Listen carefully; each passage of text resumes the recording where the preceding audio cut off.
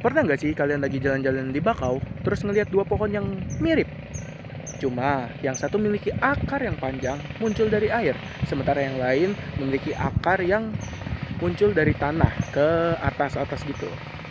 Nah, terus kalian tuh kepikiran, apakah dua pohon itu merupakan pohon yang sama ataukah dua pohon itu merupakan pohon yang berbeda? Nah, maka dari itu kita butuh yang namanya klasifikasi makhluk hidup. Cuma, klasifikasi makhluk hidup itu apa sih? Maka dari itu, ayo kita cari tahu bareng-bareng. Halo teman-teman, perkenalkan saya Davar Rizkiawan dari kelas 1A. Langsung saja, klasifikasi makhluk hidup merupakan suatu ilmu yang mempelajari penamaan, pencirian, dan pengelompokan makhluk hidup berdasarkan perbedaan dan persamaan yang dimiliki mereka serta disusun dalam suatu sistem hierarki. Klasifikasi makhluk hidup juga dapat disebut sebagai taksonomi yang berasal dari bahasa Yunani, yakni taksis yang berarti penyusunan dan nomos yang artinya aturan. Dalam biologi, taksonomi membagi makhluk hidup berdasarkan sistem yang disebut sebagai taksa. Taksa terdiri atas kingdom, phylum atau divisi pada tumbuhan, kelas, ordo, famili, genus, dan yang terakhir itu spesies.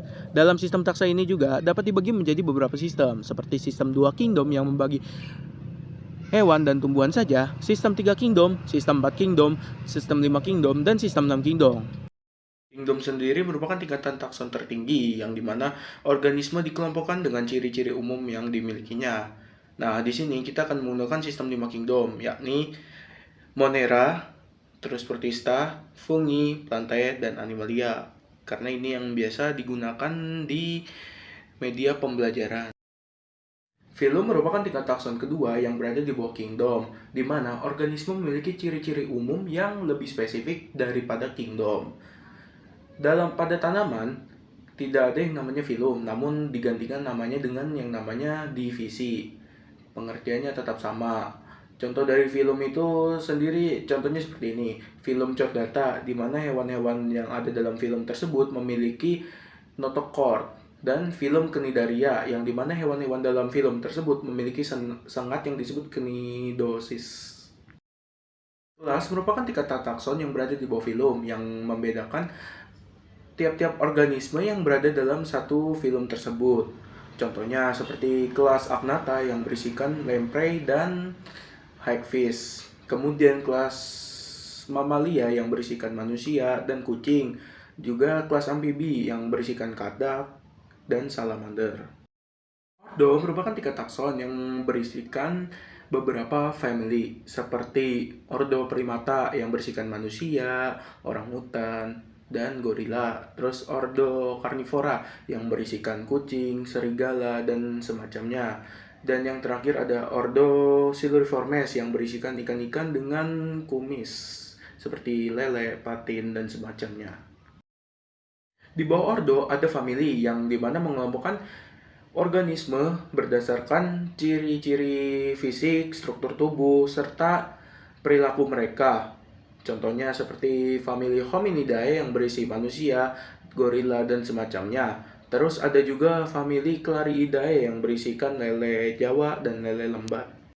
Setelah famili, ada genus yang dimana di dalamnya berisikan organisme dengan ciri fisik yang benar-benar serupa lah dengan satu sama lainnya, seperti Panthera yang berisikan kucing-kucing besar seperti Panthera leo yaitu singa, dan Panthera tigris yaitu harimau.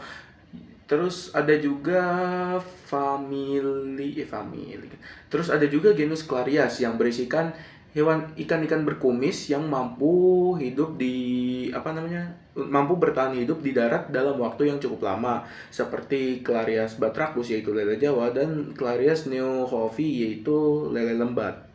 Kemudian yang terakhir ada spesies, yaitu tingkat takson paling rendah, yang dimana jika ada organisme dengan spesiesnya sama, mereka mampu berkembang biak.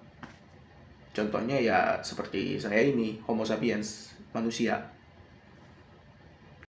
Selanjutnya, di sini ada contoh taksonomi, yaitu ikan belanak. Ikan belanak berasal dari kingdom Animalia, film Chordata, kelas Actinopterygii atau ikan bersirip kipas, ordo Mugiliformes, famili Mugilidae dengan genus Mugil, dan spesiesnya adalah Mugilcephalus. Oke, mungkin cukup sekian dari saya dan terima kasih sudah menyimak apa yang telah saya coba jelaskan di depan. Kurang lebihnya mohon maaf. Wassalamualaikum warahmatullahi wabarakatuh.